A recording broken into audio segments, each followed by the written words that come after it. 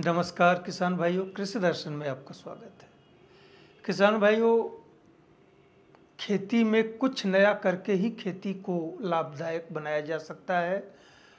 उससे से अधिक आमदनी प्राप्त की जा सकती है। जमीन का टुकड़ा छोटा हो या बड़ा हो, जोत बड़ी हो या छोटी हो, यह मायने नहीं रखता। मायने ये है कि आप उस जमीन का उपयोग किस तरह से करते हैं, अपनी सोच को किस तरह से बदलते हैं और वक्त की मांग को देखते हुए अपनी खेती की प्रणाली में क्या बदलाव लाते हैं। क्योंकि बिना बदलाव के आज के दौर में खेती को लाभदायक नहीं बनाया जा सकता है। आज हम आपकी मुलाकात एक ऐसे किसान से करा रहे हैं जो छोटे से टुकड़े में कई फूलों की खेती और साथ ही कुछ दलहनी या तिलहनी और मसाले की सब्जियों फसलों की खेती, सब्जियों की खेती करके अच्छा मुनाफा प्राप्त कर रहे हैं। तो आइए मिलते हैं और देखते हैं गोपाल राजभर की सफलता की कहानी इस वृत्तचित्र के माध्यम से। प्रयोगधर्मी किसान गोपाल राजभर।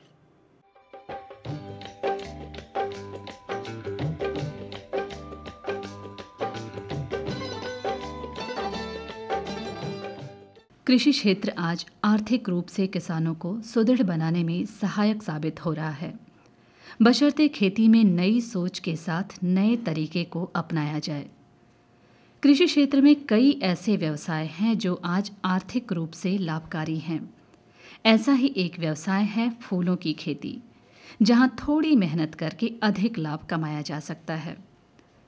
जलवायु परिवर्तन के इस दौर में हर मौसम में वर्ष भर विभिन्न फूलों की खेती की जा सकती है। बहुतेरे किसान मौजूदा हालात को देखते हुए पारंपरिक खेती के साथ ही व्यावसायिक खेती यानी फूल जैसी नकदी फसल की खेती कर अच्छा आर्थिक लाभ कमा रहे हैं।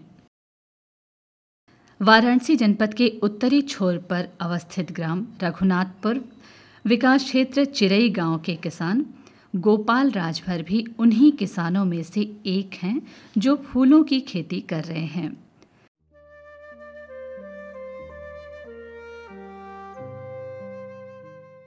पारंपरिक खेती से केवल जीवन यापन हो सकता है, लेकिन एक बेहतर जीवन के लिए खेती में व्यावसायिकता का समावेश जरूरी है। इसी तथ्य को ध्यान में रखते हुए गोपाल राजभर ने कुछ वर्ष पूर्व विभिन्न फूलों जैसे कुंद, बेला, टेंगरी और गुड़हल की खेती शुरू की। हम जो है सब्जी की खेती के साथ साथ फूलों की खेती विगत कईयों सालों से लगातार करते चले आ रहे हैं। फूल की खेती में हम अड़हुल, बेला, कुंद और टेंगरी इन सब का जो है अच्छे ढंग से खेती करते हैं। और मुझे जो है सम्मिलित खेती से सब्जी खेती और फूल खेती मिला करके हम अपने जो है परिवार का जो है ये अच्छा हमको जो है इनकम आय मिल जाता है।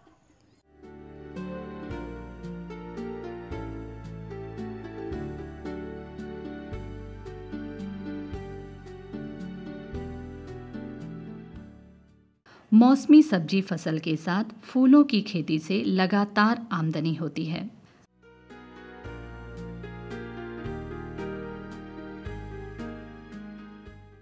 गोपाल राजभर विभिन्न विभागों, उद्यान विभाग, कृषि विभाग और भारतीय सब्जी अनुसंधान संस्थान से संपर्क कर उन्नत एवं लाभदायक तकनीकों के बारे में जानकारी करते रहे हैं। इससे उन्हें खेती में काफ़ी लाभ हुआ। हम फूलों और सब्जी की खेती के साथ साथ जो है जिसमें जो है और खाद और बीज जो बीमारियां और जो आती है उसके लिए हम जो है सब्जी की खेती के लिए हम लोग जो है ICR भारतीय कृषि अनुसंधान केंद्र और फूल के लिए हम जो है उद्यान विभाग से जा कर के हम लोग जो है बीच बीच में जो है जानकारी हासिल करते हैं। और हमें जो है जो जानकारियाँ होती है हम उसका जो है आकर के प्रैक्टिकली मतलब करते हैं। उससे हमें जो है लाभ मिलता है, अच्छा लाभ मिलता है।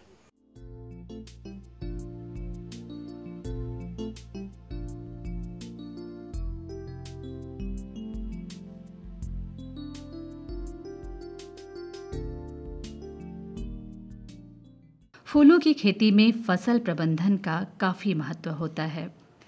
फसल की देखभाल एवं अन्य सस्य क्रियाएं करते रहने से उत्पादन पर सकारात्मक प्रभाव पड़ता है। समय समय पर उर्वरकों का प्रयोग करते रहने से पौधों का सही ढंग से पोषण प्रबंधन होता रहता है। गोपाल राजभर पोषण प्रबंधन के साथ ही पौधों की कटाई छटाई कर उन्हें उपजाऊ बनाए रखने पर भी विशेष ध्यान देते हैं।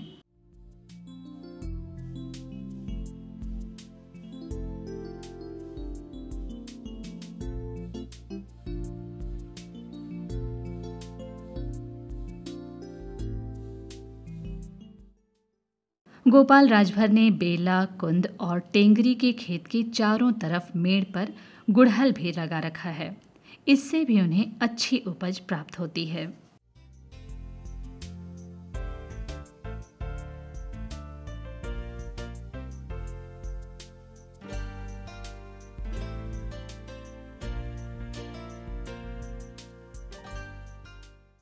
फूलों की खेती में निराई गुड़ाई का विशेष महत्व होता है। निराई गुड़ाई से खरपतवार नियंत्रण में तो मदद मिलती ही है, पौधों की जड़ों में हवा का संचार भी होता है और जड़ें पोषक तत्वों को आसानी से पौधों तक पहुंचाने में सफल रहती हैं।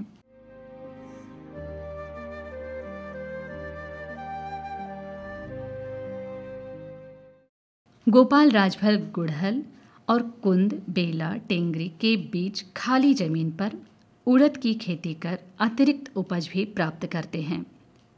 जमीन के छोटे टुकड़े पर एक साथ कई फसलों की खेती करने से गोपाल राजभर को अच्छा लाभ हो जाता है।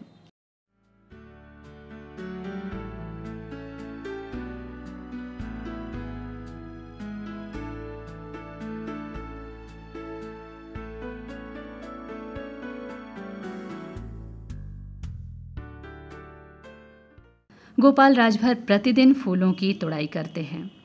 बाजार मांग को देखते हुए वे कली और फूल दोनों की तुड़ाई करते हैं।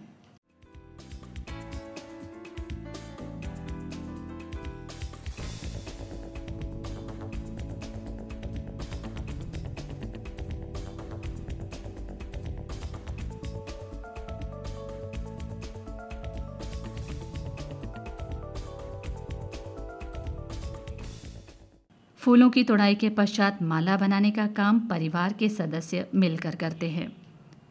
फूल माला की बिक्री के लिए गोपाल प्रतिदिन फूल मंडी जाते हैं।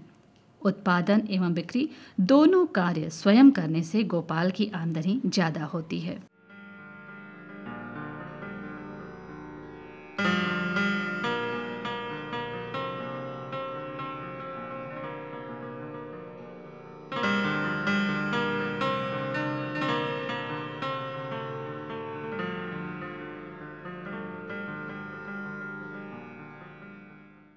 गोपाल राजभर ने आसपास के किसानों को भी नकदी फसल फूल की खेती के लिए प्रेरित किया।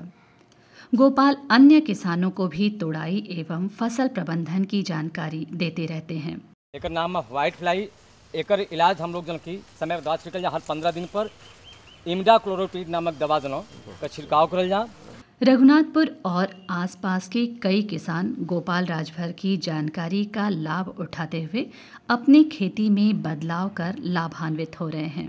हम लोग अपने फूल की खेती गोपाल राजभर से राय विमर्श ले करके सही ढंग से खेती करते हैं। सब्जी का खेती करते हुए कुछ फूल का धंधा कर लेते हैं, जिससे हमारा व्यवसाय चल सकता है। हमारे पड़ोस में गोपाल दास रहते हैं राजभर, उनसे सारी सलाह हम लेते हैं खेती के विषय में। वो हमको अच्छी तरह से सलाह देते हैं। उसमें फूल का उपज हम बहुत बढ़िया पाते हैं। हमारा परिवार उसी से चलता है। हम लोग साग सब्जी जैसे मूलई और नेनुआ, भिंडी हर चीज़ बोते हुए, उसके बाद बेला है, कूंद है, टेंगरी है, फूल पौधा लगाते हुए हम लोग को जो जानकारी नहीं है गोपाल नेताजी से राय लेते हुए हर चीज़ करते हैं।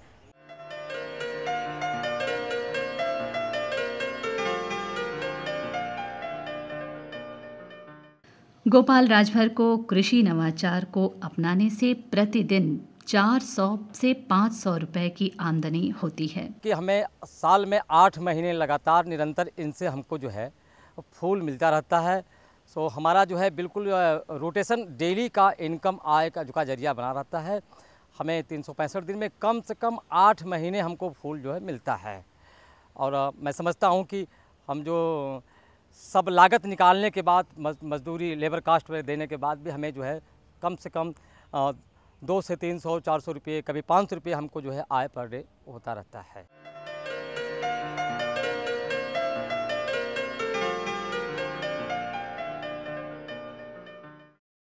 इस तरह गोपाल राजभर ने जहां फूलों की खेती कर स्वयं की आमदनी बढ़ाने में कामयाबी पाई, वहीं दूसरे किसानों को भी अपनी जानकारी देकर उन्हें भी आय का एक स्थायी जरिया उपलब्ध कराया।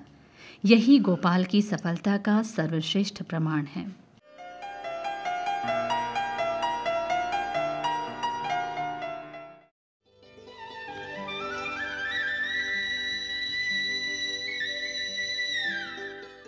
किसान भाइयों, परवल की इस समय दो अवस्थाओं की फसल है। एक तो जो पहले रोपी गई है, काफ़ी पहले, वो बढ़वार पर है, उसमें फल और फूल की स्थिति है। और दूसरी फसल वो है जो अभी हालिया रोपी गई है और उसकी लतर अब बढ़वार पर है। इन दोनों अवस्थाओं की फसलों में पोषण प्रबंधन, खरपतवार प्रबंधन बहुत जरूरी है। तो परवल की फसल में सामयिक प्रबंधन के तहत इस समय क्या काम करें, कैसे करें, इस बारे में आपको जानकारी दे रहे हैं काशी हिंदू विश्वविद्यालय कृषि विज्ञान संस्थान के डॉक्टर अखिलेश कुमार पाल।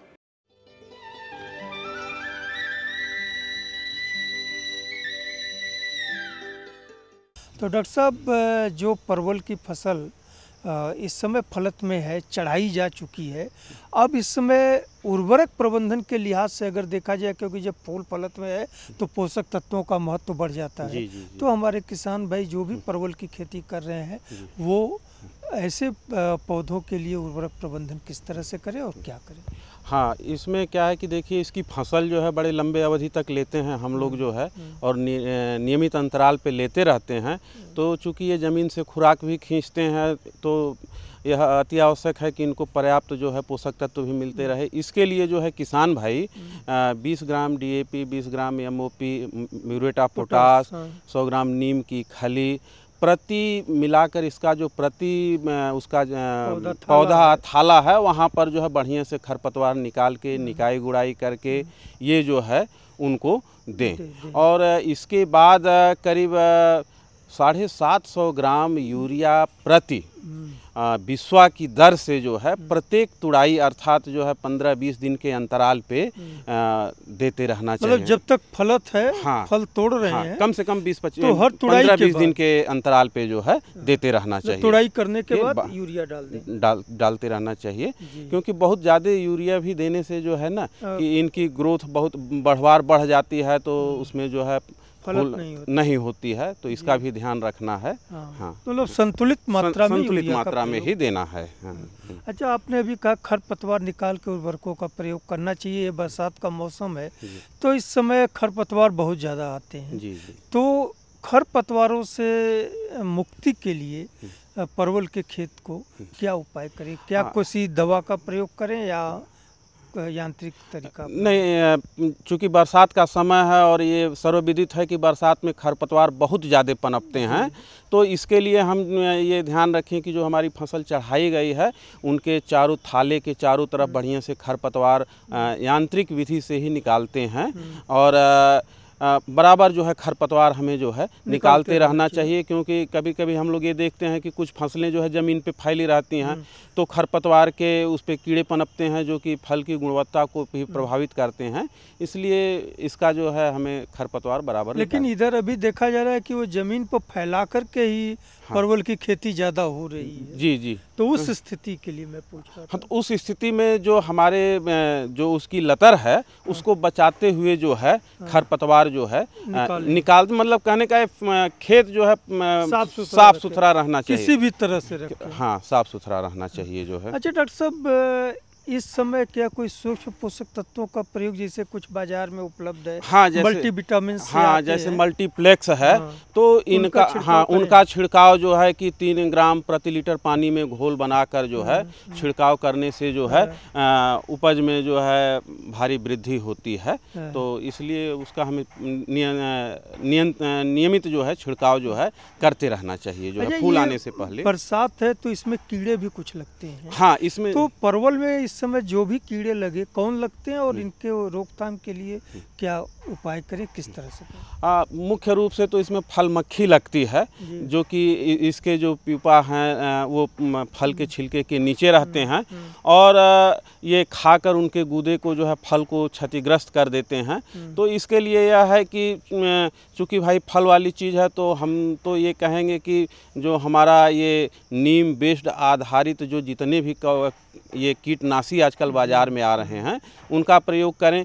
और जैसे फल बहुत छोटे हैं तो उनमें जो है हम थायोडान 2 ग्राम प्रति लीटर की दर से जो है छिड़काव कर सकते हैं। कभी कभी यह देखने को मिलता है कि जो उसकी कोमल पत्तियां बेल की जो है आगे की होती हैं वह सूख सी जाती हैं, तो उसके नियंत्रण के लिए हमें स्ट्रेप्टोसाइक्लिन का छिड़काव जो है करना चाहिए। हाँ, तो इससे वो नियंत्रित हो जाता है। और इसके अलावा परवल में बरसात का चूँकि समय है तो जल निकास भी हमें पर्याप्त जो है उसकी व्यवस्था करनी चाहिए, क्योंकि यदि यह देखा गया कि 24 घंटे यदि पानी रह गया खेत में तो उसकी लतर प्रभावित होती हैं, गलने लगती हैं और उसके फल जो हैं वो पीले होकर गिरने भी लगते हैं। तो ये सब तो जल निकास की भी हमें समुचित व्यवस्था रखनी चाहिए। हाँ। ठीक है डॉक्टर साहब, परवल के फसल में सामयिक प्रबंधन के बारे में जो जानकारी आपने दी वो निश्चित तौर पर हमारे किसान भाइयों के लिए लाभदायक साबित होगी। बातचीत करने और जानकारी देने के लिए आपको बहुत बहुत धन्यवाद।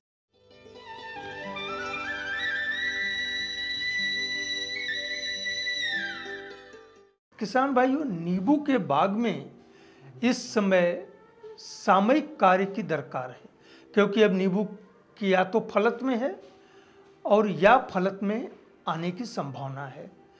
साथ ही जो 1 साल पहले नींबू रोपा गया है, पौधरोपण हुआ है, वो भी बढ़वार पर है। तो दोनों अवस्थाओं में नींबू की फसल में, नींबू के बाग में इस समय सामयिक कार्य के अंतर्गत क्या क्या कार्य करें, इस बारे में आपको जानकारी दे रहे हैं काशी हिंदू विश्वविद्यालय कृषि विज्ञान संस्थान के डॉक्टर सुरेंद्र प्रताप सिंह।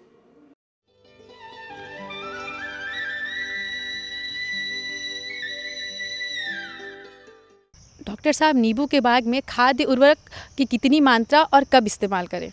देखिए, बहुत ही अच्छा प्रश्न है। इस समय जो है वर्तमान समय में नींबू के जो भी बगीचे हैं, जी हाँ, इस समय पौधों में सबसे पहले हम खाद और उर्वरक की बात अगर करें तो आपको ये संज्ञानित करना है किसान भाइयों की आप अपने नींबू के बगीचे की साफ़ सफाई बहुत ज़रूरी है करना। और इस समय वर्षा ऋतु चल रही है, इसमें स्वाभाविक है खरपतवारों का बहुत तेज़ी के साथ विकास होगा। और खरपतवार की पूरे थालों की खूब अच्छी तरह से सफाई करें और प्रयास करें कि अगर पूरा बगीचा साफ़ हो जाए तो बहुत अच्छा है। अन्यथा आपको जो खाद उर्वरक देने जा रहे हैं उन थालों में अगर इनकी काफ़ी मात्रा रहेगी तो ये आपके जो खाद और उर्वरक आप देंगे इनका शोषण वो करते हैं और पौधों को भरपूर नहीं मिल पाती है। सफाई की विशेष व्यवस्था तो सबसे पहले जो है आप थालों को साफ़ सफाई करें, फिर उसकी गुड़ाई करके उनकी जो जड़ें हैं, झकुड़ा जड़ें इसमें ज़्यादातर, जिसको आप स्थानिक रूट बोलते हैं, अंग्रेजी में सेकेंडरी रूट कहते हैं, गुड़ाई करके उनको आप हटा दें। 4-5 दिन के लिए उनको खुला छोड़ें, सॉइल राइज हो जाए, सूर्य की तापी व्यवस्था से जो है वो सूर्यीकरण हो जाए। उसके उपरांत आप प्रति पौधा, देखिए नींबू जो है 6 वर्ष के ऊपर एक स्वस्थ पौधा मान लिया जाता है, तो इसके लिए 1.5 kilo DAP di ammonium phosphate और 700 ग्राम म्यूरिएट ऑफ पोटास, मात्र 300 ग्राम यूरिया नत्रजन के रूप में वर्तमान में आप माह अगस्त में प्रयोग करेंगे।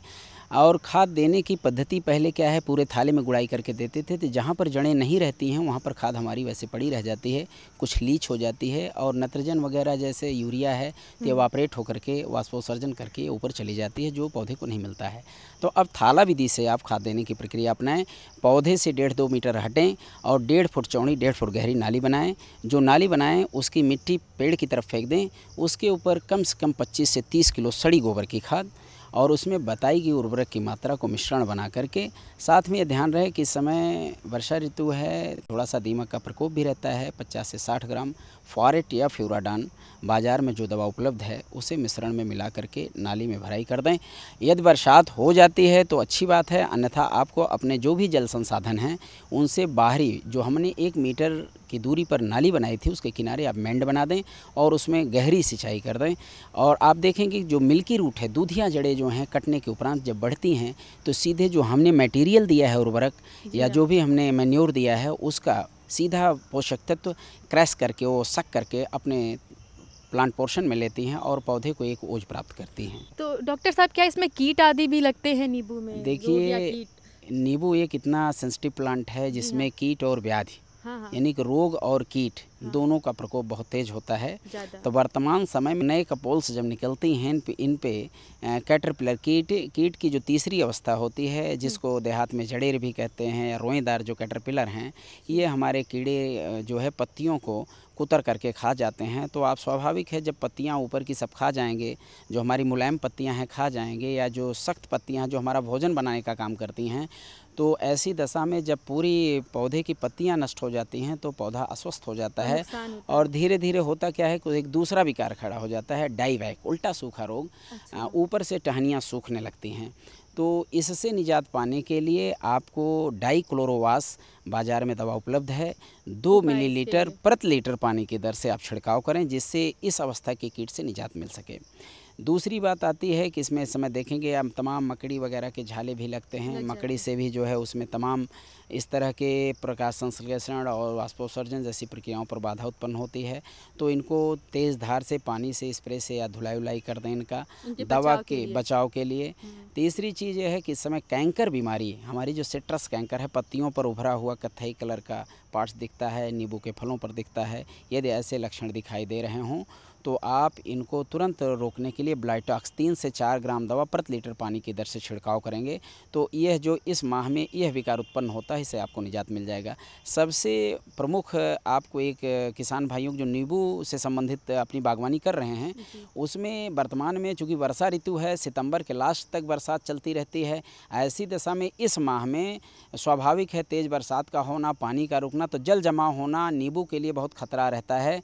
इसमें होता क्या है कि इनकी जड़ें सड़ जाती हैं और हमारा जो छाल है पानी में डूबा रहने के नाते फटने लगता है, उसको हम बार्क रॉट भी कहते हैं। तो इन सब से निजात पाने के लिए जल निकास की व्यवस्था सुनिश्चित करना अति आवश्यक है। और यदि आपके पास उपलब्धता है तो आप चूना 250 ग्राम ले लें और 250 ग्राम तूतिया ले लें, दोनों का घोल बनाएं, घोल बना करके एक ही धार में दोनों घोल को फिर तीसरी बाल्टी में गिराएं। ये 30 लीटर पानी के लिए उपयुक्त होता है। मिलाने के बाद पौधों की जड़ों के पास इनको जो है 1 से 2 लीटर हर जगह आप गिरा दें। इससे होगा क्या कि आपका जो रूट सड़न की, जड़ सड़न की वो है परेशानी, उससे निजात मिलेगा। साथ ही अन्य ज़मीन जनित जो फफूंद हैं वो भी नष्ट हो जाते हैं और पौधा बहुत ही अच्छी तरह से इस माह में स्वस्थ हो जाता है। इन सब विकारों से उन्हें निजात मिल जाती है। तो डॉक्टर साहब, नींबू की बागवानी में क्या सावधानी रखें जिससे हमारे किसान भाइयों को उचित लाभ हो सके, इस विषय में आपने हमारे किसान भाइयों को इतनी सारी जानकारियाँ दी, जिसके लिए आपका बहुत बहुत धन्यवाद। धन्यवाद। तो किसान भाइयों, इसी के साथ हमारा आज का ये एपिसोड यही संपन्न होता है। अगले एपिसोड में आपसे फिर मुलाकात होगी कुछ और नई जानकारियों के साथ। तब तक के लिए हमें अनुमति दीजिए। नमस्कार।